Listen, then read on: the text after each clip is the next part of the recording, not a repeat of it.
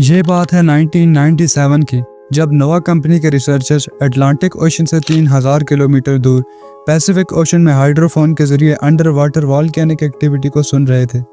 Hydrophone एक ऐसी device होती है जिसके जरिए समंदर में पैदा होने वाली मुख्तलिफ किस्म की आवाज़ों को सुना और रिकॉर्ड किया जा सकता है। 1997 के उस दिन रिसर्चर्स ने समंदर के अंदर से एक बहुत ही अजीब किस्म की आवाज़ को रिकॉर्ड किया जो हद से ज़्यादा तेज़ थी। रिसर्चर्स ने इससे पहले अपनी पूरी लाइफ में कभी ऐसी कोई आवाज़ नहीं सुनी थी, जिसकी वजह से इस आवाज़ ने वहाँ मौजूद सब लोगों को हैरानी और खौफ में डाल दिया। ये आवाज़ न सिर्फ इंतहाई तेज़ थी बल्कि इसमें एक अजीब किस्म की खासियत भी थी जो इसे समंदर से रिकॉर्ड होने वाली दूसरी आवाज़ों से मुख्तलिफ बना रही थी। इसी वजह से इस आवाज़ को दी ब्लूप का नाम दिया गया।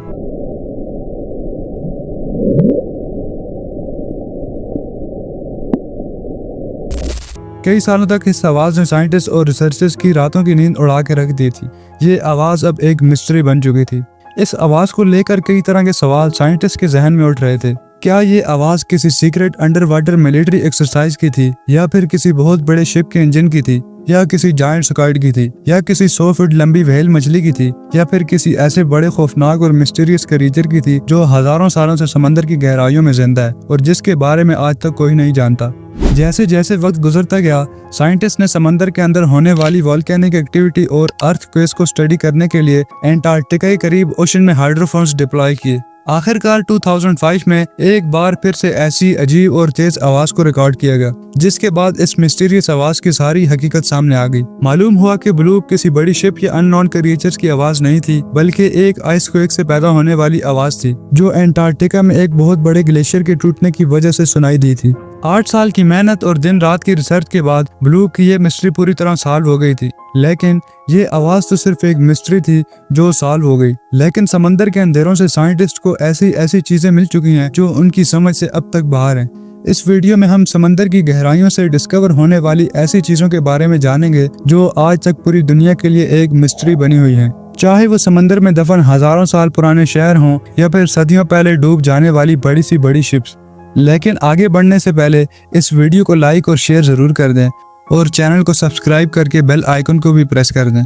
ये बात है 1916 की, जब जापान से ताल्लुक रखने वाले एक डाइवर केहाचारो अराकी ने अपनी जान पर खेलकर योनागोनी आइसलैंड के करीब समंदर में डाइव किया था, क्योंकि इस आइसलैंड के करीब समंदर में खतरनाक हैमरहेड शार्क्स के टोले पाए जाते हैं जो किसी भी इंसान के लिए इंतहाई खतरनाक होते हैं। इसके अलावा समंदर के हिस्से से कई दफा टाइफून्स भी निकलते देखे जा चुके हैं। केहाचारो ने इन तमाम चैलेंजेस के बावजूद जहां डाइव करके अपनी जान की बाजी लगाई। समंदर के इन हिस्सों में पानी बिल्कुल साफ था और हर चीज बिल्कुल क्लियर नजर आ रही थी। जब ये डाइवर 26 मीटर गहराई में गया तो उसने कुछ ऐसा देखा जिसने उसके होश उड़ा दिए। पानी के बॉटम पर एक अजीब किस्म का बहुत बड़ा स्ट्रक्चर बना हुआ था जो बिल्कुल भी नॉर्मल नहीं लग रहा था। जब केहाचारो ने इस स्ट्रक्चर को डिटेल से समझने के लिए अपनी टीम के साथ मजीद नीचे जाके देखा तो मालूम हुआ कि यह 290 मीटर लंबा, 120 मीटर चौड़ा और एक बिल्डिंग जितना ऊंचा स्ट्रक्चर था। इस पर बॉटम से लेकर रूफ तक स्टेयर्स बनी हुई थी। रिसर्चर्स का कहना था कि सिर्फ डाइव करके इस स्ट्रक्चर के बारे में मजीद मालूमात हासिल नहीं की जा सकती, इसलिए समंदर के इस हिस्सों में सोनर स्कैनिंग की गई। साउंड वेव्स को समंदर में भेजकर उनके रिफ्लेक्शन से एक 3D मॉडल तैयार किया गया। जब ये 3D मॉडल बनाया गया तो जो कुछ देखा गया उसने वहाँ मौजूद सब लोगों को हैरान कर दिया।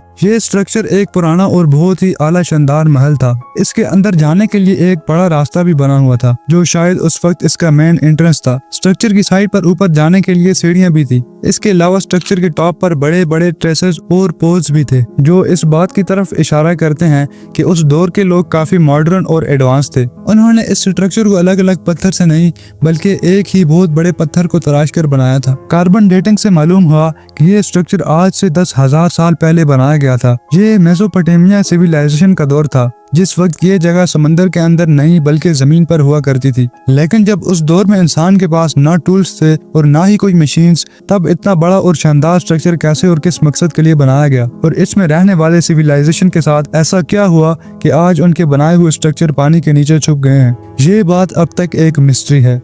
19वीं सदी के एंड में यानी 19 में एंटीकथेरा आइसलैंड के करीब समंदर की 55 मीटर गहराई में कुछ डाइवर्स को एक पुरानी तबाहशुदा एंशिएंट शिप का मलबा मिला। ये शिप 2000 साल पहले एंशिएंट ग्रीस के दौर में समंदर में डूब गई थी। जब इस शिप का मलबा देखा गया तो वहाँ से एक बॉक्स भी मिला। जब बॉक्स खोला गया तो उसमें कीमती jewellery, marble statues, ancient coins और एक जंगशुदा मेटल का टूटा हुआ टुकड़ा मिला। ये मेटल का टुकड़ा बिल्कुल भी नॉर्मल नहीं लग रहा था। जब अथॉरिटीज तक ये खबर पहुंची तो इस पर फौरन रिसर्च स्टार्ट कर दी गई। जब इस मेटल के टुकड़े पर डिटेल रिसर्च हुई तो पता चला कि ये टुकड़ा कुछ और नहीं बल्कि एंशिएंट ग्रीस के लोगों का एक कंप्यूटर था। इस पर 35 छोटे बड़े गेज लगाए हुए थे जो 2000 साल पहले बहुत ही महारत के साथ बनाए गए थे। इस कंप्यूटर का काम था सोलर एक्लिप्स और चांद तारों की फ्यूचर लोकेशन को प्रिडिक्ट करना। ये सबूत था कि एंशिएंट ग्रीक के लोग हमारी सोच से भी ज्यादा इंटेलिजेंट और एडवांस थे। साइंटिस्ट का कहना था कि इस टुकड़े का दूसरा हिस्सा अब तक समंदर में कहीं खो गया है।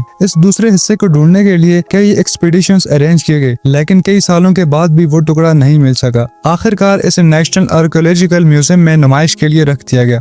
समंदर जो हमारी जमीन का आधा हिस्सा है वो ऐसे ऐसे राज छुपाए हुए हैं जो अगर इंसान के सामने आ जाएं तो उन पर यकीन करना मुश्किल हो जाए। जून 2011 में ओशन एक्स कंपनी के डाइवर्स ने खजाने की तलाश के दौरान बाल्टिक सी में 90 मीटर की गहराई से एक बहुत बड़ा और यूनिक स्ट्रक्चर डिस्कवर किया। यह स्ट्रक्चर 60 मीटर लंबा था और एक डिस्क की शक्ल में था जो किसी यूएफओ जैसा लग रहा था। इस स्ट्रक्चर पर जब सोनार स्कैनिंग की गई तो मालूम हुआ कि ये एक नॉन नेचुरल स्ट्रक्चर था जो किसी इंसान या शायद किसी एलियन ने बनाया था। लेकिन 13 साल गुजर जाने के बाद भी यह मालूम ना हो सका कि ये किसने कब और किस मकसद के लिए बनाया। यह स्ट्रक्चर आज तक दुनिया के लिए एक मिस्ट्री बना हुआ है। समंदर से हर वक्त मुख्तलिफ चीजें डिस्कवर होती रहती हैं, कुछ समझ आती हैं और कुछ ऐसी होती हैं जो पूरी दुनिया को हिला कर रख देती हैं। ऐसा ही एक वाक़या तब सामने आया जब समंदर के अंदर से एक 800 मीटर लंबी पुरानी रोड मिल गई। ये रोड बहामास में समंदर की 20 फुट की गहराई से शुरू होती है और 800 मीटर दूर जाके अचानक खत्म हो जाती है। इस रोड पर लगे पत्थर रेक्टेंगल शेप में है जो एग्जैक्टली 3 से 4 मीटर के हैं। इस रोड को भीमिनी रोड का नाम दिया गया। ये रोड किसी अननोन जगह पर जाके खत्म हो जाता है। कुछ लोगों का कहना है कि ये सिर्फ एक नेचुरल रॉक फॉर्मेशन है, लेकिन दूसरों का कहना है कि ये रोड एंशिएंट ग्रीक किंग ने बनाई थी जो अटलांटिक सिटी तक जाती थी। ये भी कहते हैं कि ये रोड 19वीं सदी से 2000 साल पहले बनाई गई थी, लेकिन ये किस मकसद के लिए बनाई गई थी ये अब तक एक राज है। अगर आपको ये वीडियो पसंद आई हो तो इस वीडियो को लाइक और शेयर करें। आज के लिए इतना ही, मिलते हैं नेक्स्ट वीडियो में। तब तक अपना बहुत सा ख्याल रखिएगा। खुदा हाफिज।